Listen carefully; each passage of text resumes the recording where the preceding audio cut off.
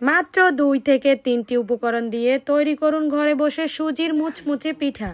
হ্যাঁ, এভাবে তৈরি করলে অনেক বেশি টেস্টি হয় এবং খুব সহজ পদ্ধতিতে এভাবে সুজির পিঠা অল্প সময়ের ভিতরে তৈরি করতে পারেন।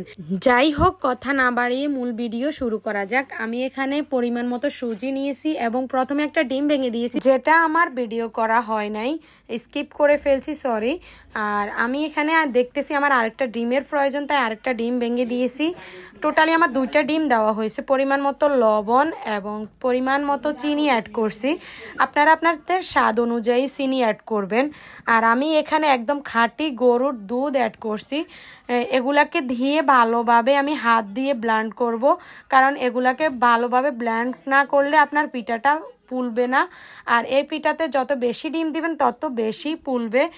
আর আপনারা চাইলে এভাবে ঘরে বসে তৈরি করতে পারেন খুব সহজে। বিকালের নাস্তায় নতুবা সন্ধ্যার নাস্তায় খুব সহজে এভাবে সুজির পুলকো পুলকো পিঠা তৈরি করতে পারেন। যাই হোক, এগুলাকে ভালোভাবে ব্লেন্ড করে 10 মিনিটের মতো রেস্টে রেখে দিব।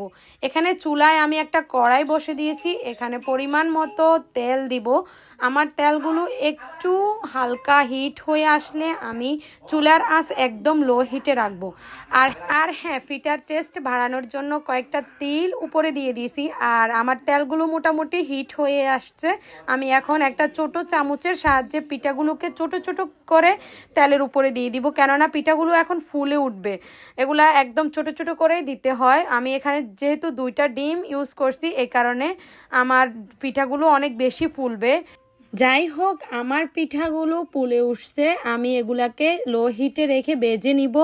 এগুলাকে বেশি ভাজা যাবে না, একটু ব্রাউন কালার হলে উঠাই ফেলবো, কারণ এই পিঠাটা ব্রাউন কালার হলে মুচমুচে হয়ে যায়। আমার পিঠাগুলো একদম ব্রাউন কালার হয়ে আসছে। আমি এগুলাকে কিছুক্ষণ ভাজবো লো হিটে রেখে। এগুলাকে আমার ভাজা শেষ হয়ে আসতেছে। আমি এখন এগুলো উঠাই ফেলবো।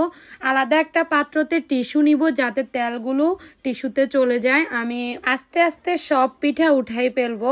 যাই হোক, আমার পরের দাফে আরও কিছু পিঠা তেলের মধ্যে দিয়ে দিয়েছি আমি। এগুলাকেও আমি ওই একই রকমভাবে ভেজে নিব। আমার ভাজা টোটালি শেষ।